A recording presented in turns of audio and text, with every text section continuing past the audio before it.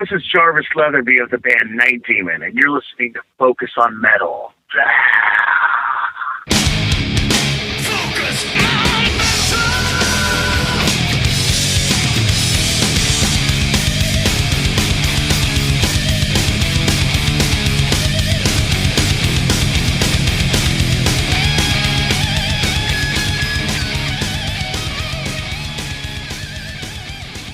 Hey, Metalheads, Scott here. Richie. And we are back once again to talk more about Maiden.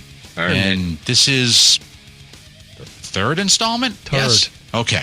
For some reason I was thinking we should be further in, but we're not. So The third. So this week we're going over Maiden from 88 to 92, an interesting era, and I think about this as kind of prime Richie era right here. Definitely. Yeah, it's kind of sketchy for me, but definitely I think prime for you, which is kind of interesting as well as we go along with the catalog as well. There's kind of an ebb and flow of, personnel, level of interest, time to be able to be interested, what else goes on in your life. You figure, at the end of this, the same year Fear of the Dark is issued is the year that my oldest daughter is born. So you start getting dragged away for some other things. You may not have the time. And then this is also interesting because there's a lot of personnel churn and there's a lot of stylistic churns in here as well. So it's kind of an interesting 3 albums that we're talking about this week. All in their own way, very different. Yeah. To each other and to what came before. Oh yeah, definitely. It's like I said, it's interesting. I think that you probably spent more time with these albums than I did. Now, I spent a lot of time with Seventh Son, and then I even remember playing that on when I had my show on JUL that I would, which one was that? So I had a Monday metal show called The Invasion, and that was Monday drive time, and I remember playing cuts off of Seventh Son on that one. So yeah, interesting, but I think going into it right, they did.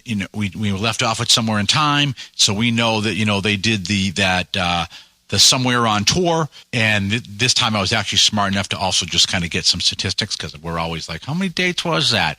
And it was interesting for this too. So the Somewhere on tour, 151 dates, and we're talking about Europe, North America, and Japan. So then 88, they are doing Seventh Son of a Seventh Son. Can I play with madness? It's also interesting because you've got CDs. I've got the vinyl, but okay. it's framed and it's on the wall. Oh, okay. I'll start with the cover. I was less than impressed by it. I kind of like the back cover more than I like the front cover, solely because Eddie is way more apparent on the back cover, where here he's kind of the stylized, and it's the classic on the back, which shows me kind of where my Maiden psyche is. This is like the Rorschach blot test for me, right? An interesting cover, but still, I definitely stared at it a long time, just trying to figure it all out. I like the link back to Somewhere in Time with this, but then, the back, and it's kind of ooh, Eddie. Where here it's kind of I'm not ready to accept this as Eddie, even though it clearly is. So, but interesting. Before I get to the cover, yeah, this was the first new Maiden record since I got into metal. Mm-hmm. Somewhere in Time had come out, yeah, and I discovered that it was already out. Right. In 88, yeah, Maiden to me were my favorite band. Okay. So this was a new Maiden record. Yep. And again, like I was saying, prime Richie Maiden era. So right I saw the video for Can I Play with Madness first. Yeah. I believe Top of the Pops actually showed it. Okay. Because Maiden at that stage, when they released a new single, because of fan loyalty, it charted pretty high. Yeah. Now, it never stayed really in the charts because it didn't get any fucking airplay. Sure. Yeah. So the people that bought it the first week really were fans, and they pushed it in the charts. And I saw the video for Can I Play It Madness. Song is 3 minutes long. And then the day the album came out, I can still remember this. I was in school and we had a 90-minute lunch break, and I walked into town the day it was released, and it was there, and we had a music teacher. I went to Christian Brothers School, Brother Benedict, and he had a stereo in the music room, and there was nobody in there. So me and two guys went in, and we put the Iron Maiden record on, and we were playing it, and he came in, and he just looked at us, said, "Is everything okay, guys?" And we went, "Yeah," and he just walked out. So I thought he was going to say, turn that crap off. Yeah. And actually, another time he came in, I had Testaments, the New Order on, and I think I had Yngwie Malmsteen's Odyssey, and he never threw me out, but so thanks, Ben. But that was how big a Maiden fan I was, that I didn't even want I couldn't wait to go home to hear it. I had to fucking put it on in the school on my break. And then I was, of course, you look at the, it's a concept record, supposedly. Yeah, exactly. Yeah, record, right? It's a book that it's based on. I don't remember what it is, but yeah. The is there a song. real concept on it? It's loose. Yeah. You mentioned the cover. Yeah. Opposite to Somewhere in Time, that was a very dark cover. That's a very bright cover. Right. And we know that Derek got the instruction from Rod, basically. Do something weird. And I love what he did with the icebergs, the Eddie designs on the back, that the icebergs on the back are all what's interesting is covers. That kind of the iceberg thing kind of threw me off, too. That was part of what threw me off on this cover. It's just, I don't know, it was just, yeah. What has ice got to do with, what has the whole team of it got to do with this concept? Pretty much, yeah. So that's where, I kind of had a kind of harder time with it, but definitely some good songs on here. One thing I do, and I probably should have pulled it out, I really love the singles cover for Can I Play With Madness. Yeah. That's a great cover. Yeah. I really like that one. But there were things that I liked on here. Definitely, Can I Play With Madness and Evil That Men Do, I really liked. But then there were other ones where this is kind of where they really start to get into the longer format songs. Not so much the longer format intros that would come later, but I think the longer format songs and some different pacing than they had before. Okay. What do you make of the keyboards on it? When they announced that they were having the keyboard player on the album, did you go, shit? That didn't really bother me. This is the one with Michael Kenny starts actually being on it? Yep. Okay. Yeah, I didn't. That was like, only because, there were other things that were going on with bands that were actually doing, synthesized guitars on keyboards and stuff and bass stuff on there. And it was like, all right, well, if it fits, okay. And, I mean, you listen to this and go, okay, yeah, directionally, I guess it makes sense to have keyboards. So, yeah, it didn't bother me that much. I love Moonchild. Yeah. I love Infinite Dreams. There's a lot of the title track that I love. I think the guitar soloing at the end of the title track is fantastic. That had 3 singles on it in England. I don't know about over here. The Clairvoyant was a single. Right. Only The Good Die Young was a single. And Can I Play With Madness? I'm not a huge fan of the Can I Play With Madness now. It's okay. What's the song that is it Dave Murray writes on? Is it The Prophecy? That's kind of that's is that Murray? It's on the second side. Yep.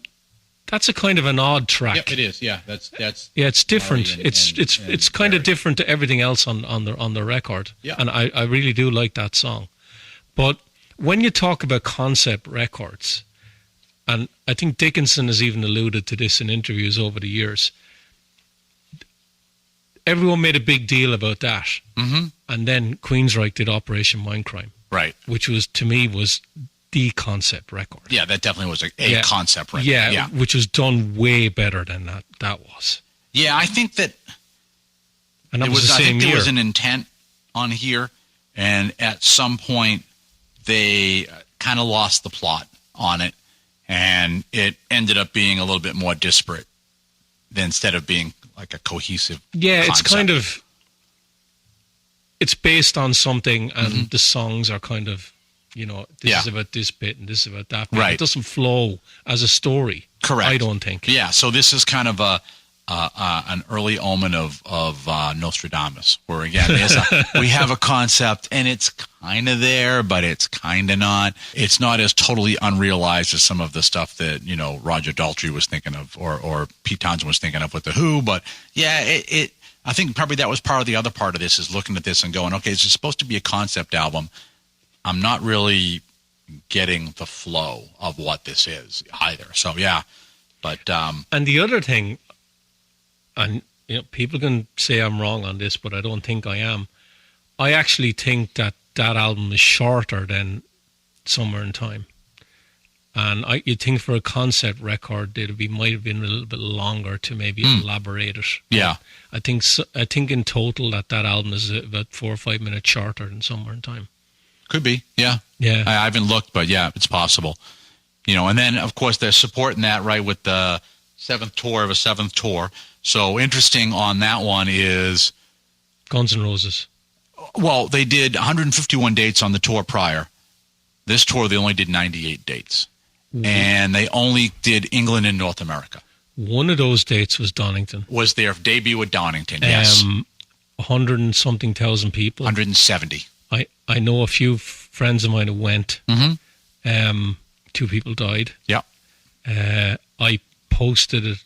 There was I've got a bunch of Kerangs at home now, and there was one that came out I think the first week in September, and the cover it was a picture of some people in the crowd, and the headline was just Donington, the triumph and the tragedy.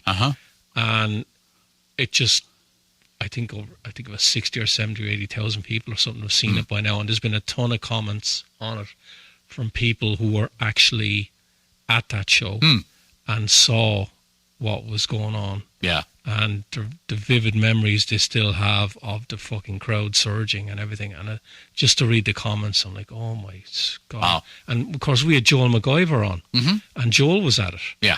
And one of the things he said, this is, no cell phones, no nothing. Yeah. The parents are at home to hear 2 kids die. Yeah. And they can't get in touch with their kids. Right. What the fuck? Yeah. So you can imagine back then when a tragedy like that happens. And I think Donington was, I think it was 1990, I think, when it came back. I know the following year they definitely didn't have it. I know there was a shit ton of safety protocols brought in everywhere because of it. Right. And one of the great things about Donington back then was you didn't have to have a ticket beforehand. You could go up on the day of the show. Yeah.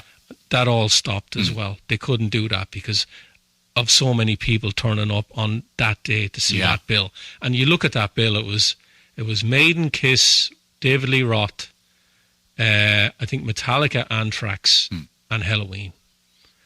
Yeah. What a bill. Yeah, and then Maiden doesn't go back to Donington again until 92. Fear of the Dark. For Fear of the Dark. Correct. Exactly, yeah. Correct. Yeah. But interesting that, they go from 151 dates, and they're doing it, Europe, North America, and Japan, to 98 dates. It's only Europe and North America, and it's also like a Germany leg back home, something back home, North America. It's broken up as well like that, with smaller legs. And yeah, again, only 98 dates on the tour. So it's, almost is it a third cut out of there? So it's a lot. Okay. Did you catch the tour in the States? I did not. Okay. Nope. So that was 88. Then October of 90 is they come out with the next one. No Prayer for the Dying. Climb into the sky, never wander away. I have that on vinyl too. Do you I was still buying vinyl at this stage. So you have this cover? Yes. And not the other cover? What other cover? There is a remaster cover. Oh, no. I bought it the day it came out. This Guy Is Gone. No, I bought it the day it came out. And so they've got, basically, it's just kind of and they've changed Eddie a little bit as well. That is, there's a remaster. On the CD. Yeah, that one. Exactly. Okay. Yeah. So you can see the difference. They kind of modified it a little. So you kind of have to look and go, oh, yeah. Because, of course, if you look from a distance, too, with this, you don't really initially see this guy. So they changed it. But, yeah. Why? I don't know. So the interesting thing for this one for me first was that no more Adrian. Yep. So now you got Yannick. And I'm a big Adrian fan. So I had an issue with this. I can, when you read through now and you can kind of see where Adrian was at and why he ultimately decided after 7th that he was done. And obviously Yannick is a great substitution for him. He's fit in the band and they've kept him to this day. However, that switch has always made me somewhat biased about Yannick. And I will probably over-criticize him at every show I go to. And granted, he can play his ass off on guitar much more than I can. And he's definitely had a good history before he even got here as well, playing with, people like Gillan and stuff. But I was very disappointed to see Adrian go, because also I stylistically I like a lot of what Adrian was bringing in there too. So when you start talking about like Wasted Years, well, that's one of my favorite Maiden songs. He wrote the singles, and so Adrian did. Yeah, exactly. And so even when when you go to Senjutsu and they put out that first single, as soon as I heard it, I was like, Adrian. Writing on the wall. Yeah, you could just for whatever reason I could pick it up. So that was my big stumbling block on this, was that, this was without Adrian. It was great that it had everybody else and included having Martin Birch on here doing everything that Martin does. And it was great that I really liked the first song on it. So I was like, oh, good. Tail Gunner. Oh, I'm digging this. So that was definitely a great one. And then at the time, what was interesting is that my drummer, his dad was actually a ball turret gunner in World War II, which was if the plane didn't have its wheels when it came to land, basically the ball turret gunner could kiss his ass goodbye because you were going to land on him. So just that whole idea of like that kind of tied into kind of where I thought at. But that's kind of like one of my favorite tracks on this is Tail Gunner. It's interesting too that this one's sonically a little different. They talk about it being at Barnyard Studios, which is Steve's house and a barn, and not quite ready for primetime studio. So it was kind of like, I got a place. We're going to record there. So not quite, some of the other classic English barn studios, like, where we talked to, who's the guy who did Ozzy's first 2 albums? Max Norman. Yeah, exactly. And so, and that was a barn. Mm-hmm. But it had been treated and it had a little bit more going for it than this. So there is a little bit different sonically on this, I think, because of that. But yeah, I think I like the, kind of a return back to more of a classic Killers kind of album cover. Not quite. A little weird coloration in there, but. That album is Steve, I think, saying, we did the big bombastic album beforehand. Yeah. We're going to just write 4-minute songs. Yes. Yeah, I would agree with that. Yep. I know Bruce and some of the guys have come out over the years, and I think Bruce has said that record sounds like shit, more or less. Yeah. I don't like it, okay? My history with that, the night we're recording this, September 23rd, 1990. Yeah. Iron Maiden played their first show in Ireland. Oh, okay. At the Point Depot. Yeah. I still have the ticket stub. That hadn't even come out. Yeah. Holy Smoke had. Okay. I think, I don't know what's worse, that song or the video. I thought for a first single from a Maiden record, it was poor. Yeah. When you look at the songs that have come before as the singles. It wasn't great. The video, was that the lead-off single on this? Yeah. Okay, because I was going to say, because this came out in October. So, yeah, that would have been really close. So they probably would only have the one. So Holy Smoke came out. The video was probably, I think the video probably cost less than Jump to make. If you should go back on YouTube and look at the video. Yeah. It is terrible. So they played the Dublin show, and they opened with, I remember they opened with Tail Gunner. No, but this is before the album was even out. Sure. I know they played the title track. Yeah. And I think they played Bring Your Daughter? They might have played that. I think they played Fate's Warning. Okay, interesting. I think they played that. They did play the title track, and they did play Tail Gunner, and they did play Holy Smoke. The other interesting thing about that show was Wolfsbane supported them with Really? Blaze Bailey. Yeah. Who were excellent. Soon to be part of our story in the next episode. Yeah, who were excellent. Yeah. I loved Wolfsbane back then. Mm. I thought they were a breath of fresh air, especially when it came to the UK rock scene. Because as much as I love Thunder, you had these bands that had an edge to them coming through, like the Almighty and Wolfsbane, and they had a bit more of a energy to them. Mm-hmm. Did a bit more dirt under their fingernails kind of thing. Yeah. And Wolfsbane were really good. Maiden were, of course, first time seeing them live, they fucking blew me away. But I do remember, and a couple of guys on Facebook have actually said this to me, one of the issues back then in Ireland and England at the time was, for some fucking stupid reason, and I could never understand this, they'd spit at the band. Yeah. Okay? And I know that Anthrax had issues with it I think it might have been in Belfast or somewhere, where they were spitting at the band and they weren't fucking having it. And I don't blame them. It's a disgusting thing to do.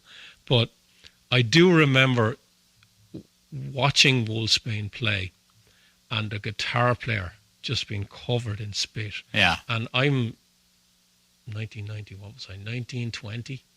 And I'm looking up at him and I'm like, that's fucking wrong. That is just wrong. Yeah. And I don't care how they spin it, that, it's a sign of affection or something like that. So that honest to God, they'll spin it that way. Oh, yeah, I know. But he got covered. Yeah. Right?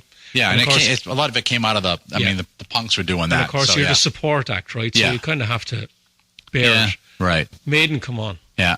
Right, they start. Right, Dickinson. You've seen videos of Dickinson over the years. This is where I can say that I saw him do this. Yeah. Right? He stops the show, right? Warns the guys. Yeah. Right? Because I think it's on Yannick's side they were doing it. Okay. So they're constantly spitting at him, right? Yeah. And they kept doing it. Dickinson went fucking ballistic. Yeah. And you can imagine now, Iron Maiden are playing their first show in Ireland since they started. Yep. Can you imagine those guys, if the guys in the crowd, if they were the reason that Maiden walked off the stage, they'd be dead. They'd get the shit kicked out of them, right? Yeah. But Dickinson tore them a new asshole. Huh. You fucking fuck that. No, of course, we were all like, yeah. We were all fucking kids. Yeah. But they didn't do it again. Yeah. But yeah, this record, very patchy. Bring Your Daughter to the Slaughter is crap. Sorry, never liked it. Huh. That was their only number one single in England. Sure, and it already had a bump up because it was already coming off of what Bruce had done before, and it had the soundtrack bump and everything else. Street, Yeah. Tail Gunner's excellent. Holy Smoke, yeah. I really do like the title track. Public Enemy number one's okay. Fate's Warning is really good. Yeah. The Assassin kind of goes nowhere. Yeah. Better watch out. I'm the Assassin. Better watch out. Yeah. Running Silent, Running Deep is really good. And it's a great title too. Right. Hooks in You, Adrian's song, one of his weakest songs he ever wrote. Yeah. Never really liked it. Mother Russia is the epic. Right. It's not a patch on any of the other ones. I think the only credit that Adrian has on this is Hooks in You. It's not a great song. Yeah. I think it's a weak song. Yeah, well, I think, he's like kind of a leftover and he's halfway out, so. This, to me, when it came out, was the worst Iron Maiden record I'd heard. And I think I still stand by that up until this came out. If someone was to say to me, Richie, what's out of the first decade of the band, what's your worst Maiden record? I'd still say this one. Yeah, and then they, so they're touring this. They do the No Prayer on the Road tour, 106 states, England, North America, Japan. So again, they're still down from somewhere in time. And, the Japan leg on there. Yeah, that's probably where they go from the 98, 100 some odd dates to 106 dates. So not a lot there either. So I think that the fan reception is a little bit telling in what they could do to support it. Did Yannick write on No Prayer?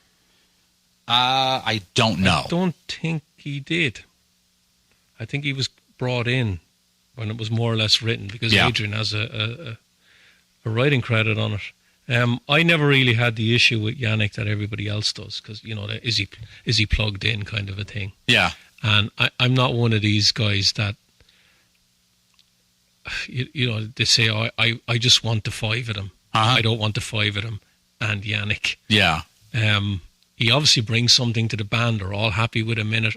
I still maintain that he writes really good stuff with the band. I think the title track to the Book of Souls that he wrote is excellent. Yeah, I'm an Adrian guy, and so I already had that. And then just the way the band looked on stage, the way the personalities were, that balance, I guess. So if AC/DC replaced Cliff Williams, I know I'm comparing a bassist and a guitar player, but if they replaced Cliff Williams with a guy that jumps around and puts his feet up on stuff and all that, it visually throws the balance of the band off, where you have, and I never thought about it this way, but you've got two guys up front, and in Maiden, it's Bruce and Ari, right? And you've got two guys in the back, which happen to be Adrian and Dave, right? And then in AC/DC, you got two guys in the front, and it's Angus and, and it was Brian or it was Bond, but it was always the two guys, and you had Malcolm and you had Cliff in the back. And it visually seemed to work from the stage. There wasn't a lot going on. And then you have this situation of, especially it's more apparent now, where you've got those same original guys that tend to be more in the back. And then you have this other third guy who tends to be up around the front a lot and doing stuff. And it just, I don't know, I'm weird, but it just kind of throws me off. I think a lot of things with Yannick, it's not Yannick's fault Adrian left. That's one thing. No, it's right? Definitely not. No. Okay, so let's get that out of the way. The other thing, take the visuals out of it. The other thing I think people have a problem with is all those albums had two guitar players on it. So what is Yannick playing to add to that? Right, and he's explained that, but it is weird because you do touch on something there too, because, I definitely have this thing of there's a lead guitar player, there's a rhythm guitar player, or in the case of like Priest, you knew how they got divided up, and you're like, what does the third guy do? Now, granted, you had, especially in Southern rock, you had several bands with three guitar players, but they all had unique, interesting niches. So you had the guy who was the slide specialist. You had the guy that was more the rhythm. You had the guy that was more the lead. So it was weird to have a metal band with three guitar players, and it's like, is there this defined lead rhythm role? And it got weird for me with that too. But I mean, again, Yannick is not a slouch player at all. He can really play his ass off, and he's not unplugged. Even now he's respectful of the legacy about everything else as well. And so, I don't fault him for any of that at all. And he definitely had a tough gig to go into. He's been in the band for 32 years. Yeah. I know. He's not a blow-in. You still get assholes like me that held something against him. I know. Yeah, I know. I have my issues. That's one of them right there. But hey, I'm aware of it and I'm not working on it. But you're right. I mean, he's been in there for a long time. He's plugged through, and he's always been contributing, all of that. So again, I keep saying good stuff about him. Why do I have a problem? I don't know. Problem's probably me. But again, a little bit weak on the catalog. But again, interesting times, with the changeovers, with all of that as well. So it's, again, interesting. But then you've got it's weird. They start going in this 2-year gap cadence. So we get to they tend to like to do things in the spring too. So May of '92, they do Fear of the Dark. Fear of the dark, fear of the dark. I have a constant fear that something's always near. So I've got Martin Popoff's Day by Day book. Yeah, I have it over on the shelf there somewhere. And the one thing I noticed when you look through that is Maiden nearly always recorded in the winter. Yeah. Record in the winter, get the album out in the spring, get your ass out on the road in the summer. Yep, and it was always record in the winter in a real shitty place where you were confined and couldn't get away and had to work. Which is, although, then you look at, like Power Slave, which was done in someplace sunny. But there were, a lot of these things of being like confined on Jersey and stuff. But I think at a certain point, too, if I remember correctly, some of that started to backfire and they just weren't getting done what they needed to get done. And they had to kind of change a plan as well. First thing on this one, of course, is it's not a Derek Riggs cover. No, he's gone. It's not Eddie. It actually looks better on the vinyl. I've never had the vinyl. It's like a fairy creature or a hobbit or Gollum from Lord of the Rings. Yeah. You know what I mean? But it's not Eddie. And then, of course, they try to duplicate him on the back to an even more horrible effect, which just looks ridiculous. So definitely, the bottom half, okay, good, classic Maiden coloring for it, all of that. But otherwise, I'm like, it's not working for me. They must have saw something within it. I like the lettering on it. I like the coloration on it, but, picture-wise, I'm not that big of a fan on it. But interesting album. Unfortunately, this will be the last time we hear Bruce Dickinson for a long time on this one as well. So you've got, Bruce's last one. Martin Birch's. Yeah, and it's interesting, too, because this is the one where it is co-produced by Martin and Steve. However, they do return back to... Remember, they used to give him the nicknames, and he is Martin the Juggler on this one because he's doing the engineering, producing, mixing, mastering. But there's a co-production credit with Steve on this. Again, back at Steve's house, but now they've added to it and officially calling it the Barnyard. So, yeah, that's interesting, too, where Steve has now stepped in a lot more in this and kind of asserted himself more. And it's almost what he's continued to do to this day with Kevin Shirley as well. It's like a Steve and Kevin, although I think Kevin is a little bit more assertive back from what I see and has some strong ideas. So I think there's a little bit more of a balanced imbalance there. But, kind of interesting on this one that, again, more changes on here. Things have to change, but I don't know. I think, Be Quick and Be Dead, that one's pretty good. Childhood's End was kind of good, too. Title track, they're still doing it now, and I still like it live as well. So there are some good things on here. It still didn't grab me as much as the earlier stuff. So I don't know. What do you think? I think this was the band embracing the CD age. 12 tracks, the last record, I think, had 10. Yeah, I think so. I think this one is close to an hour long. This was the first Maiden album I bought on CD. Really? I left vinyl. The last two vinyl records I bought were Van Halen's For Unlawful Carnal Knowledge. And Dan Reed Network's The Heat. And they were 91, I think. I think Van Halen's one is 91. Could be. And the funny thing is, I still have the vinyl for that with the promo sticker on it for Pound Cake. And I think the thing's worth $200. I would cross-reference that on Discogs and see what the value is on that. I think it's $200. Yeah, because, it may come down to also... because there's going to be several pressings of that, and then checking what the run-out groups say on it. Because, I don't know if you ever use Discogs at all. Sometimes. Great resource.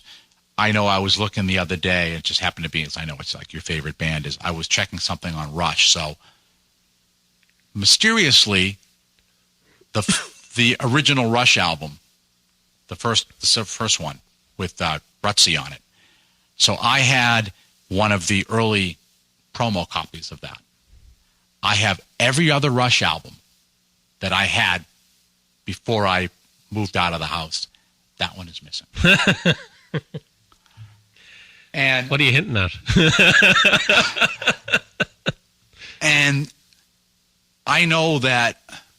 So this was the promo one. This was not. So the interesting thing is the first one, the first moon pressing that was done, which I didn't have because this would have been the promo for the U.S. market. But that moon pressing has an average price of $2,900.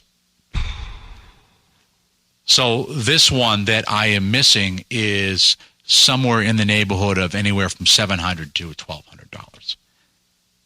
I have all of the other ones because when Neil passed, I had done a tweet where I pulled all of those original vinyls out to take a picture, and it was like, son of a bitch, where's the first one? And there's a couple other things in R as well that I'm missing, but it's like, I had this. I've had this from release day. Where the fuck is it? But yeah, it's interesting. So yeah, look in Discogs because you might find out that that's worth a good chunk. Yeah, I'm not selling it, but no, I just it's good to see. Hey, like how much you want to make sure you take care of it, kind of a thing. Yeah, yeah. So back to this record. First single that came out, first song I heard on this was "Be Quick or Be Dead." I thought it was great. I thought, it sounded better than anything on No Prayer for the Dying. Yes. The mix was better. It just had more punch to it. The record itself, again, I think is patchy. When it's great, it's great. Mm-hmm. Be Quick or Be Dead, first single. From Here to Eternity was a single. It's a sing-along kind of chanty kind of a chorus thing. Yeah. It's set up for a Maiden single. I love Afraid to Shoot Strangers. And of course, that's a Steve song. When I saw Maiden play, they were revisiting the Maiden England album. Uh-huh. And of course, they had Yannick in the band again, but they played a lot of the Seven Sons stuff, title track, Moonchild, Infinite Dreams. They played half of it. But one of the songs they did play was Afraid to Shoot Strangers. And I thought it was brilliant. Wow, that's an interesting choice, Yeah, and I think some of that might have been to, we're going to play something that Yannick does the solo on. Okay, makes sense. Just to placate him a little bit. Maybe I'm way off there. No, but that would be a good reason why it was an odd choice, but why they would do it. Yeah, so they were playing more or less the Maiden England show, and then they put that song in as well, and I thought it was great. Fear is the Key, I love. Childhood's End, I like as well. Wasting Love was the interesting thing about that. That was released as a single only in Holland, and the CD single cover does not have Eddie on it. Interesting. Yeah, so they do a lot of different releases in Holland too. Yeah, so you can look that one up. It's a very different song for Maiden, very like ballad. Yannick co-wrote that. The Fugitive, the second half, kind of goes off a cliff a little bit. The Apparition's terrible. Just goes nowhere. Judas Be My Guide is underrated. It's kind of buried at the back end of the record. Yeah. It's really good. Weekend Warriors about football hooliganism. Yeah. That's one of the songs. If it was a 10-song album, you kind of go, B-side. Right. Fear the Dark. I can understand why it's still in the set because the whole crowd singing and all that. Exactly, yeah. It's fucking 50 songs I'd rather hear Maiden playing now than Fear the Dark. Yeah. There's some songs on this album I'd love to play instead of that one, but you can understand why they still play that song. But overall, as a record, it's better than No Prayer. It's not as good as Seventh Son. And of course, soon after this, Bruce announced he was out of there. He was out of there. Yeah. So within the space of 3 records, you had your lead singer leaving. Yeah. And you also had the guy that probably wrote the catchiest songs that were set up for singles in the band. Yeah, I mean, it's a really, again, compact, in the space of 6 years, like a lot of turnover there and shit that changed. And yeah, it's and musically too. Oh yeah. They've changed a lot too, that, you like you said it earlier, that once they get into this era too, that they don't have the dirt under their fingers anymore. It's just not there. It's different. They still are, highly talented, and they can play their asses off, and they can be technically brilliant when they want to be. I think you definitely see a lot, not just even a lot, a shitload more of Steve's progressive leanings when you get into this era as well. And then it continues. I think you definitely see that, and it's. I think that if you were to take Fear of the Dark and you were to go back and put that on in the sound house, people would be like, what the fuck is this? And I don't think that would have had the same reception that that they had when you go and pop in Wrathchild. So yeah, it's interesting, and yeah, bands change and all of that, but it's a lot different. It's a lot different even than 3 albums before it. Mm-hmm.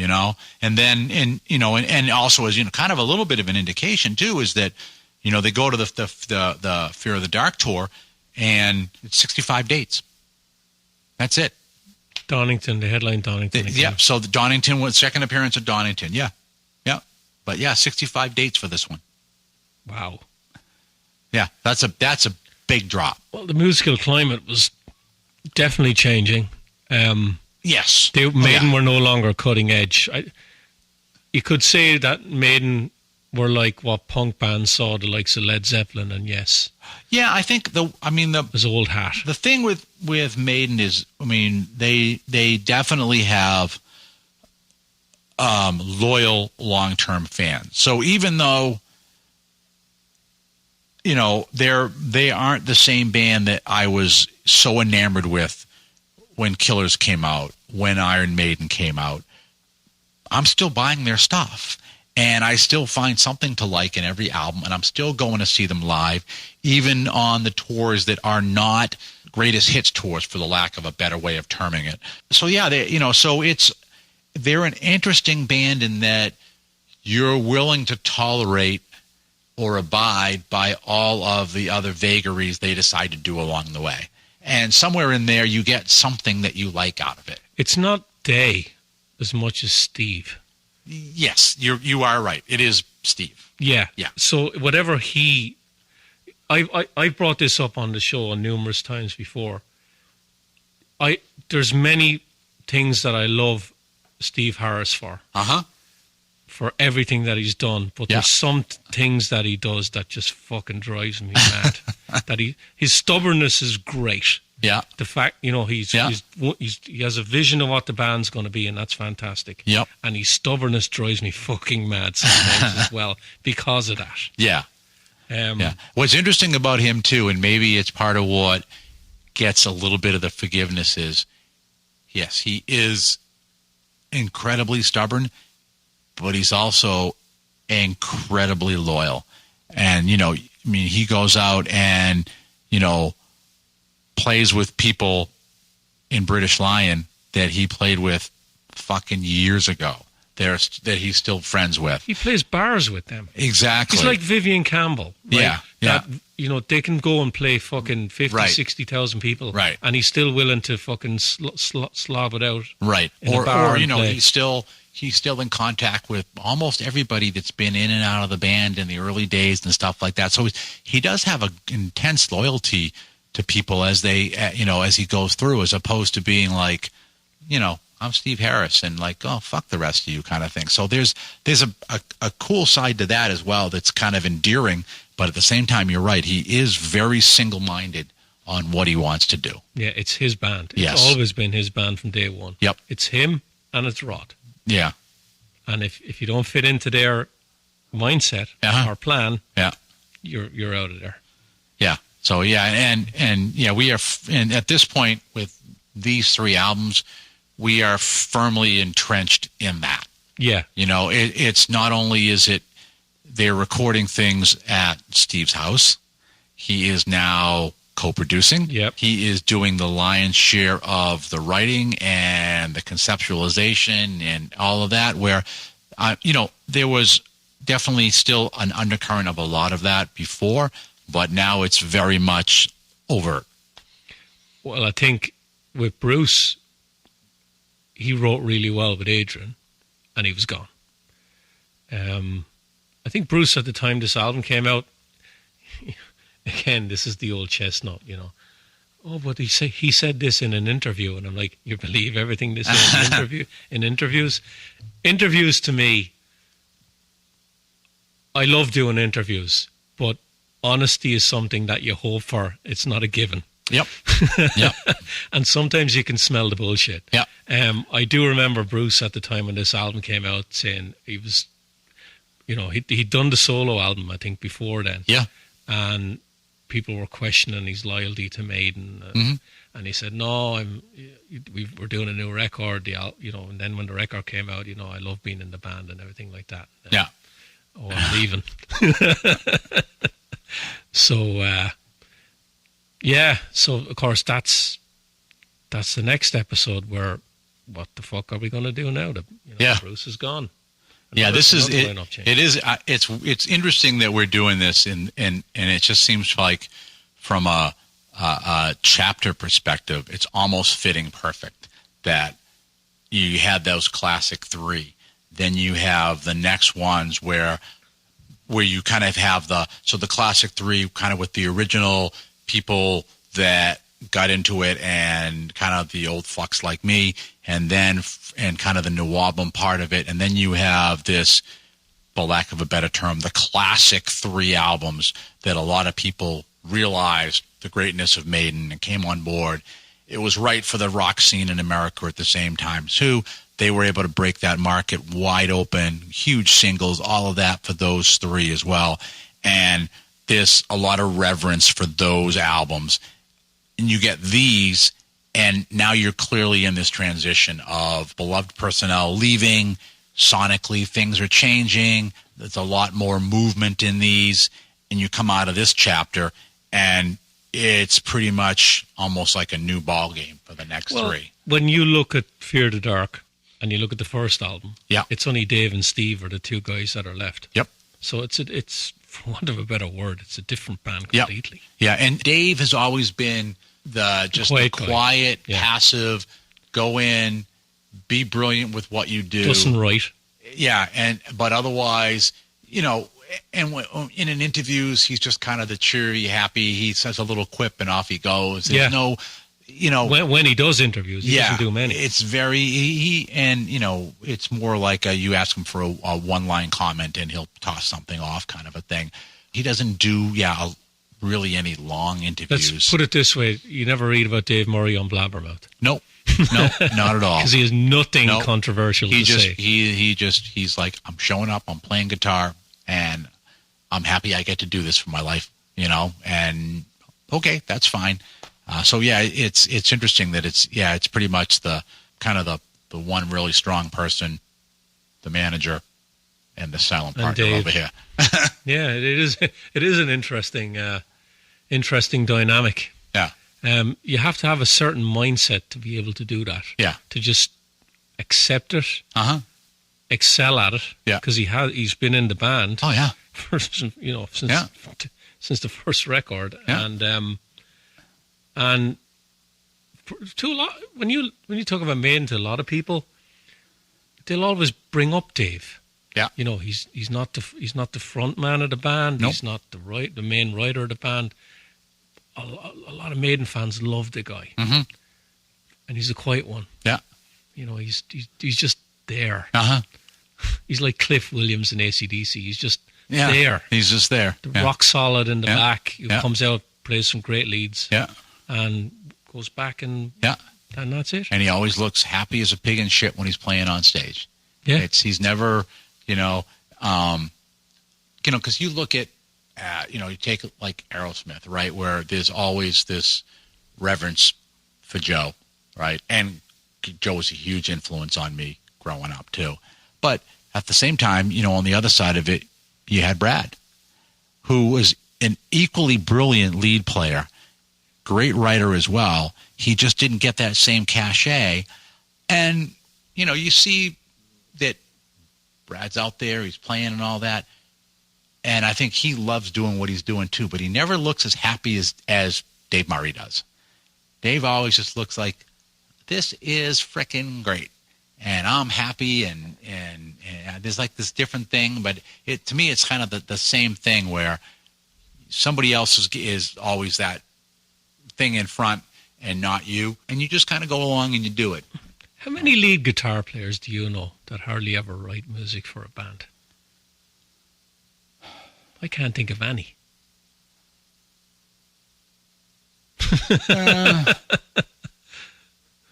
Dave writes the odd one, but it's very rare he gets some credit on a record.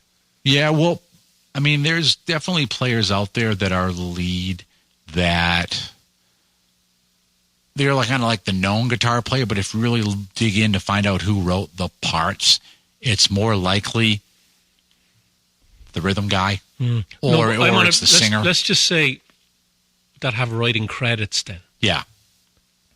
There's not that many lead guitarists out there that don't really have any writing credits on records. Yeah. Well, you got to be careful with credits too, because credits are always a political game.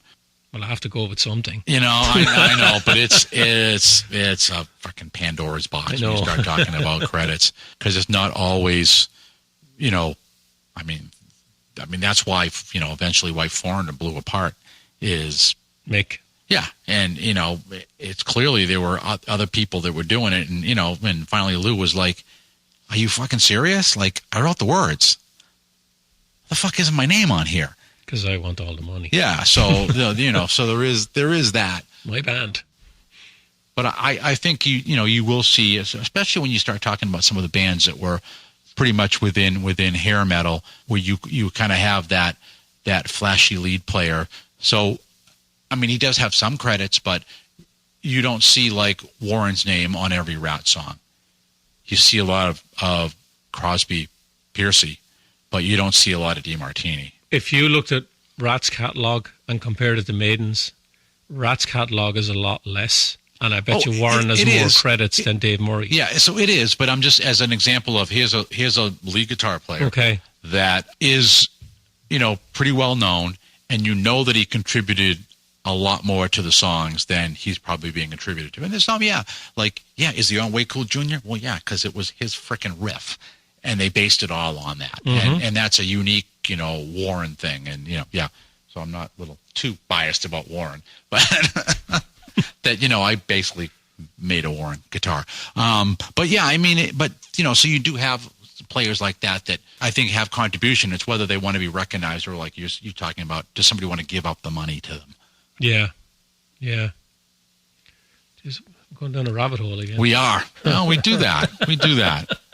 So here we go. We've covered, you know, from 88 to 92. We're doing a pretty good pace for this, getting through the Maiden catalog. The next ones are going to be interesting. Yes. And I'll leave it at that. Yeah, they will be. Yeah, definitely. Because then now we're pretty much in the, for me anyways, I'm not as firmly in Maiden roadmap anymore. I got other shit going on, and those releases didn't engage me as strongly as earlier ones as well. Okay. You know, and there was a lot of other shit going in. So, yeah. But I think for this week, I think we've covered this 6-year stretch. And of course, before I go, if you want to hear a really cool story about Fear the Dark, go back and listen to Joey Allen's episode. And the episodes that Richie is referring to are episodes 534 and 535 that you can find on focusonmetalpod.com, up on Amazon, up on iTunes. And in particular, if you want to hear the Maiden stories, that would be on episode 535, where he starts talking about the whole touring behind the Dog Eat Dog album. Warrant went out and supported Maiden on this run. And he tells a really cool story about sitting right behind Nico for a whole show. And Joey Allen from Warrant is a massive Iron Maiden fan. Yeah. And just go back and listen to that episode. I think it was a really cool story he told. Yeah, that's right. Yeah, I forgot about that. But yeah, absolutely. Yeah. All right. So I think that is a wrap for this week. So, this puppy is done. So for myself and up the irons, have yourselves a great metal week. And until we talk to you again, as always, remember, Focus on metal. Everything else is insignificant.